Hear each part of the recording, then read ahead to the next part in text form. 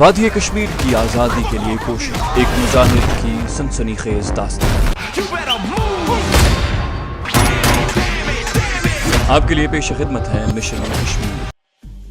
یہ میری مجاہد کمانڈو شیروان سے پہلی ملاقات تھی۔ اس نے اپنا چہرہ سیاہ رومال میں چھپا رکھا تھا۔ وہ چوڑے قد کاٹ کا ایک جوان آدمی تھا۔ آنکھیں چیتے کی آنکھوں کی طرح چمک رہی تھی۔ سٹین گن اپنے گھٹنوں پر رکھی ہوئی تھی۔ وہ کمانڈو کی وردی میں تھا۔ اس نے مجھ سے پوچھا، تمہارے پاس کیا ثبوت ہے کہ تمہیں کمال شاہ نے میرے پاس بھیجا ہے؟ میں نے بھی اس کی آنکھوں میں آنکھیں ڈال کر کہا، پہلے مجھے اس بات کا یقین ہونا چاہیے کہ تم ہی کمانڈر لیڈر شیروان ہو۔ اس کے تینوں ساتھی وہیں موجود تھے۔ غار میں 2-3 سیکنڈ کے لیے خاموشی چھا گئی۔ میں نے بڑا معقول سوال کیا تھا۔ وہ مسکرانے لگا، پھر کہا، دلی میں تم کس آدمی سے ملے تھے؟ میں نے گل خان کا نام لے دیا۔ کمانڈو شیروان نے دوسرا سوال کیا، جموں میں کس کے پاس ٹھہرے تھے؟ میں نے صادق کا نام لیا تو شیروان بولا، اس نے تمہیں میری اور اپنی شناخت کے لیے کوئی خفیہ لفظ ضرور بتایا ہوگا، کیا تم وہ بتا سکتے ہو؟ میں نے صادق کا بتایا ہوا اردو کا شعر پڑھ کر سنایا تو کمانڈو شیروان نے پوچھا، جس شاعر کا یہ شعر ہے اس کا نام کیا ہے؟ اس سوال سے اس بات کی تصدیق ہو گئی کہ کشمیری کمانڈو شیروان ہی ہے۔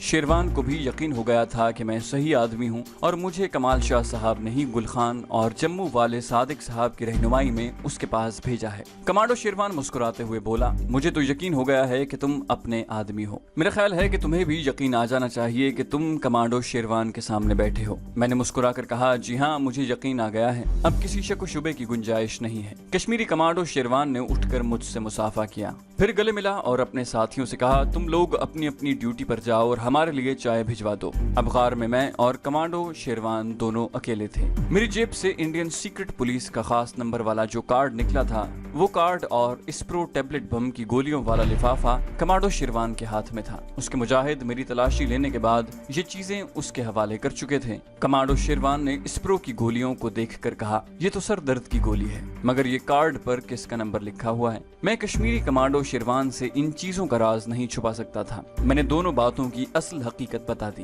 انڈین سیکرٹ پولیس کے خفیہ نمبر والا کارڈ دیکھ کر وہ خوش ہوا، کہنے لگا، یہ نمبر بہت کام آ سکتا ہے۔ باقی یہ اسپرو ٹیبلٹ بم والی گولیاں خاص بھارتی فوجی اور پولیس افسروں کو ٹھکانے لگانے میں ہماری مدد کر سکتی ہیں، لیکن یہ گولی کسی کو کھلانے کے لیے اس شخص کا اعتماد حاصل کرنا بھی ضروری ہوگا۔ ایسا تو کسی خاص مشن میں ہی ہو سکتا ہے۔ بہرحال یہ گولیاں تم اپنے پاس رکھو۔ پھر کمانڈو شیروان نے وہ کاغذ دیکھا جس پر بظاہر پلاؤ وغیرہ بنانے کے مسالوں کا نسخہ تھا۔ اس کے بارے میں نے اسے بتایا کہ یہ اسپرو بم بنانے کا فارمولا ہے تو اس گل خان کی فنی مہارت کی بڑی تعریف کی، کہنے لگا، یہ نسخہ ہم یہاں محفوظ جگہ پر سنبھال کر رکھیں گے، گولیاں تم اپنے پاس ہی رکھو کیونکہ آئندہ کسی کمانڈو مشن میں یہ استعمال کی جا سکتی ہیں۔ اس کے بعد کمانڈو شیروان نے مجھے کشمیر کے محاذ کی ساری صورتحال سمجھائی اور بتایا کہ کہاں کہاں انڈین ملٹری فورس نے اپنے مورچے اور فیلڈ ہیڈ کوارٹر بنا رکھے ہیں۔ اس نے نقشے پر ایک جگہ انگلی رکھتے ہوئے کہا، یہاں جموں رائفلز کی آرٹلری ریجمنٹ نے پہاڑی پر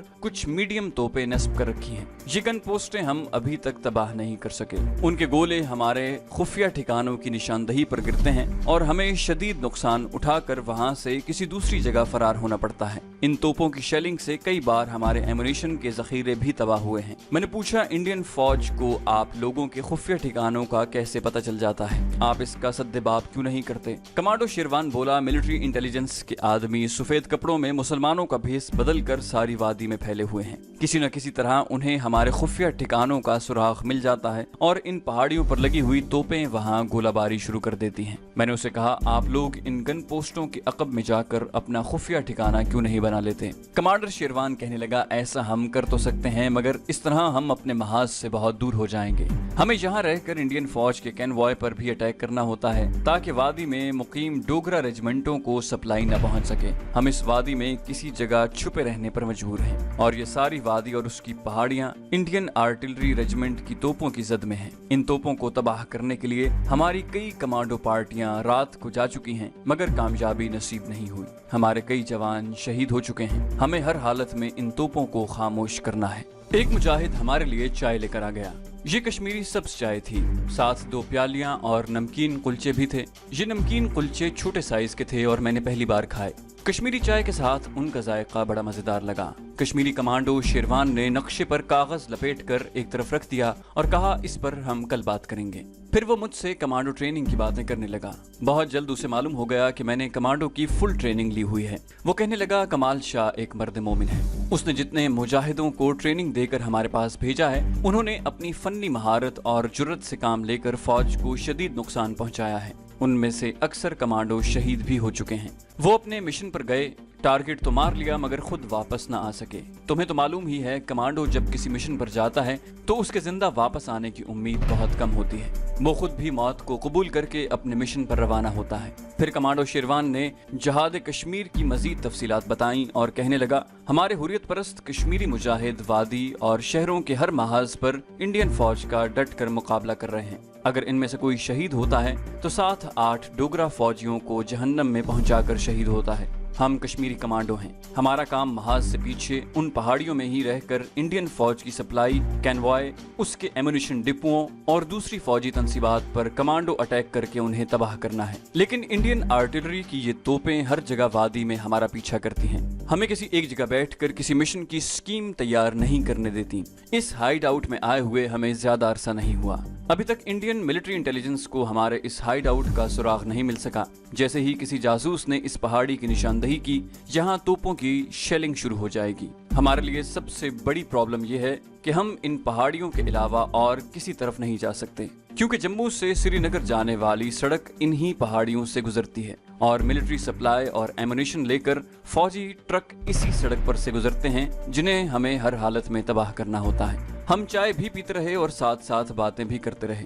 कमांडो शेरवान की ज़बानी मुझे जहाद कश्मीर की तकरीबन हर महाज की तफसील मालूम हो गई। कमांडो शेरवान ने कहा, फायरिंग के वक्त सिर्फ 4 तोपें पॉइंट आउट हुई हैं और ये जुनूबी पहाड़ की ढलवान और चोटी पर फासले पर नस्ब हैं। मैं सुबह के वक्त तुम्हें ये जगह दूर से दिखाऊंगा। हमारी जितनी कमांडो पार्टियां इन तोपों को तबाह करने गई हैं, उनमें से सिर्फ एक मुजाहिद शदीद जख्मी हालत में किसी न किसी तरह वापस आने में कामयाब हुआ है। हमारे कई जवान कमांडो वापस नहीं आ सके, या तो वो शहीद हो गए या उन्हें भारतीय फौज ने पकड़ लिया। जो जख्मी मुजाहिद वापस आने में कामयाब हुआ था, उसने बताया है कि वो सिर्फ एक तोप के बंकर तक ही पहुंच सका था। ये तोप सीमेंट की मोटी दीवार के अंदर लगी हुई है और वहीं मशीन गन पोस्ट भी है, जो जरा से शक पड़ने पर अंधाधुंध गोलियों की बौछारें मारने लगती है। रात के 10 बजे मैंने कश्मीरी कमांडो लीडर शेरवान के साथ खाना खाया और वहीं पड़कर सो गया। दूसरे रोज काफी दिन चढ़े उठा। मेरे कई दिन की नींद पूरी हो गई थी। कमांडो चाहे जितना ही फौलाद का आदमी क्यों ना हो, एक वक्त आता है कि उसे भी अपनी नींद पूरी करनी होती है और अपने जिस्म की तवानाई बहाल करनी होती है। कमांडो लीडर शेरवान रात को 3 आदमियों के साथ किसी मिशन पर गया हुआ था। वो दोपहर के वक्त वापस आया। उस वक्त हल्की हल्की बारिश हो रही थी, सर्दी अच्छी खासी थी। कमांडो ने मुझे बताया कि उसे खबर मिली थी कि इंडियन आर्म्स ब्रिगेड का एक कैनवॉय गुजरने वाला है। हम सारी रात एक जगह घात लगाकर बैठे रहे, मगर कैनवॉय नहीं आया। मालूम होता है शेड्यूल में कोई तब्दीली हो गई होगी। तुम सुनाओ, रात अच्छी तरह से गुजरी? आओ बैठकर कुछ खा पी लें, फिर नए मिशन पर बात करते हैं। हमने खुफिया गार में बैठकर खाना खाया। उस वक्त वादी कश्मीर के आसमान पर बादल छाए हुए थे और हल्की बारिश का सिलसिला जारी था। खाना खाने के बाद कश्मीरी कमांडो लीडर शेरवान ने कहा, तुम्हें ये लिबास तब्दील करना चाहिए, यहाँ मौसम सर्द है। उसने मेरे लिए कमांडो की नई वर्दी मंगवाई। ये कोई खास वर्दी नहीं थी। गहरे खाकी रंग की गर्म पतलून, गर्म कमीज और गर्म जैकेट थी। सर पर मैंने कश्मीरी हुर्रियत परस्त कमांडोज की तरह स्याह रुमाल बांध लिया, मगर कमांडो शेरवान की तरह मैंने अपने मुंह को न ढांपा। जिस वक्त शेरवान को यकीन हो गया था कि मैं उनका अपना आदमी हूँ, तब उसने अपने मुंह के आगे से स्याह कपड़ा हटा दिया था। अब उसने भी सिर्फ अपने सर पर स्याह रुमाल बांधा हुआ था। हमने जोहर की नमाज गार में ही पढ़ी। नमाज के बाद हमने आज़ादी कश्मीर के लिए खुदा के हुजूर खुसूसी दुआ मांगी। गार के अंदर अंधेरा होने की वजह से लालटेन हर वक्त रोशन रहती थी। कमांडो शेरवान ने जेब में तह किया हुआ नक्शा निकाल कर अपने घुटनों पर फैलाया और भारतीय फौज ने जो जुनूबी पहाड़ पर तोपें लगा रखी थीं, उनकी पोजीशन मुझे समझाने लगा। अभी उसको गुफ्तगू शुरू किए हुए 1 ही मिनट हुआ था कि हमें गार के बाहर कर एक खास किस्म की सीटी की आवाज सुनाई दी। हम दोनों समझ गए कि ये दुश्मन के तोप के गोले की आवाज है जो अभी हमारे ऊपर आकर गिरेगा, मगर हम पहाड़ी के अंदर थे। इतने में गार के बाहर धमाका हुआ। उसके बाद गोलाबारी शुरू हो गई। गोले हमारे गार के इर्द गिर्द फट रहे थे। कमांडो शेरवान और मैं गार से बाहर निकल आए। हमारे दूसरे हुर्रियत परस्त कश्मीरी कमांडो साथी एक जगह से एम्यूनिशन के बक्स निकाल कर गार के अकबी पहाड़ी की तरफ दौड़ कर ले जा रहे थे। सारी वादी तोपों की गोलाबारी से गूंज रही थी। कमांडो शेरवान ने कहा, मालूम होता है दुश्मन को खबर मिल गई है कि हमारा नया हाइड आउट कहीं इस पहाड़ी में है, जल्दी से पीछे की तरफ निकलो। उन्होंने दूसरी जगह पहले से चुन रखी थी। ये वहां से दूर एक पहाड़ी के पीछे जो चट्टानें थीं, वहां एक बहुत बड़ी चट्टान के अंदर वाला कुदरती गार था। उसके आगे से तेज रफ्तार पहाड़ी नदी गुजरती थी। चट्टान के गार तक जाने के लिए एक खुफिया रास्ता था। हम तोपों की गोलाबारी में वहां से अपना सारा असलहा और एमुनिशन निकाल कर नई जगह पर ले आए। जुनूबी पहाड़ की ढलान और चोटी पर लगी हुई भारतीय आर्टिलरी की चारों तोपें वक्फे से पहाड़ी पर एक ही जगह गोले फायर करती रहीं।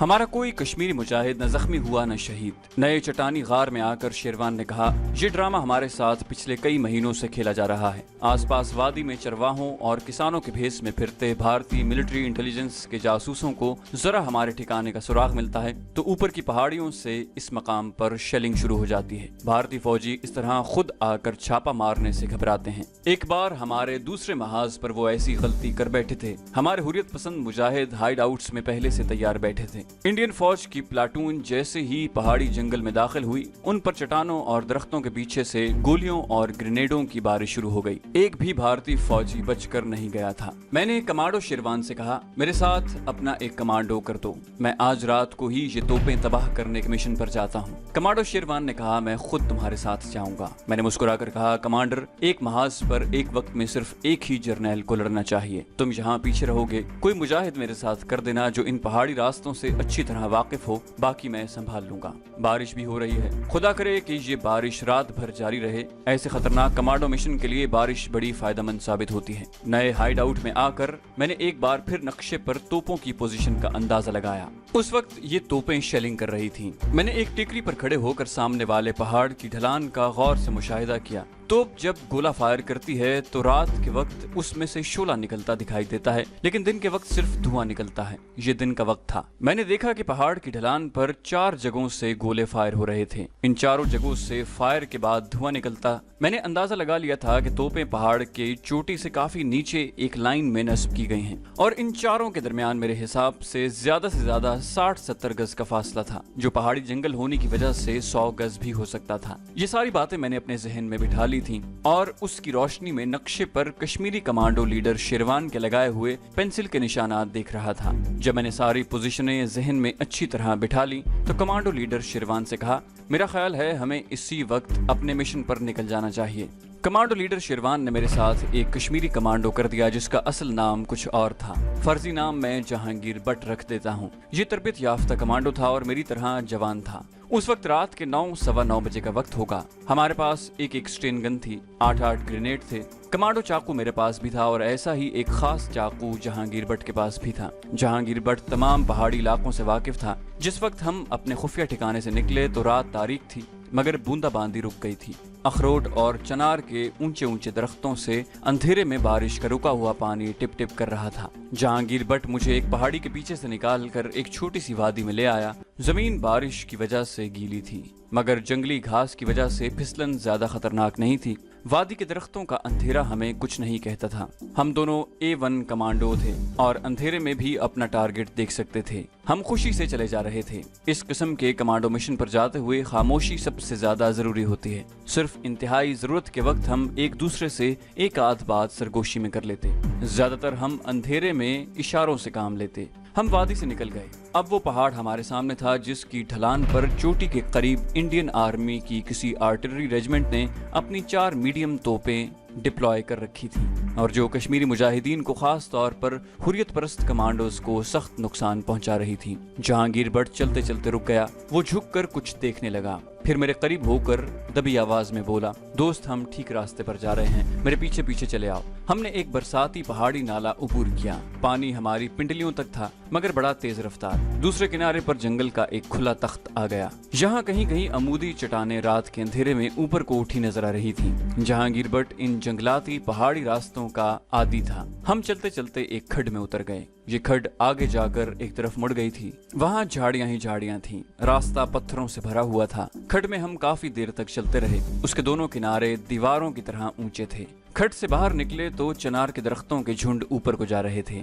जहांगीर भट्ट ने आहिस्ता से कहा, दोस्त, यहाँ से खतरनाक एरिया शुरू होता है। ये उस पहाड़ी की ढलान है जहाँ तोपें लगी हुई हैं। मैंने कहा, इन गन पोस्टों की गश्ती पार्टियां भी रात को जरूर गश्त पर होंगी। जहांगीर भट्ट ने आहिस्ता से कहा, हमें उनसे भी होशियार रहना होगा। चीड़ के दरख्तों का जंगल पहाड़ की ढलान पर जरा ऊपर जाकर अचानक खत्म हो गया। अब ढलान पर झाड़ियां ही झाड़ियां थी। मैंने अंधेरे में एक जगह रुक कर ऊपर देखा। वही पहाड़ी ढलान थी जहां मैंने शुरू रात में तोपों को फायर करते देखा था, मगर काफी बुलंदी तक चली गई थी। हम एक दूसरे के दरमियान 5-5 गज का फासला रखकर झाड़ियों को पकड़ पकड़ कर पहाड़ की चढ़ाई चढ़ रहे थे, जहां गन पोस्टों की गश्ती टीम का कोई भी डोगरा फौजी हमें मिल सकता था। हम बड़ी एहतियात के साथ बगैर आवाज पैदा किए आहिस्ता आहिस्ता आगे बढ़ रहे थे।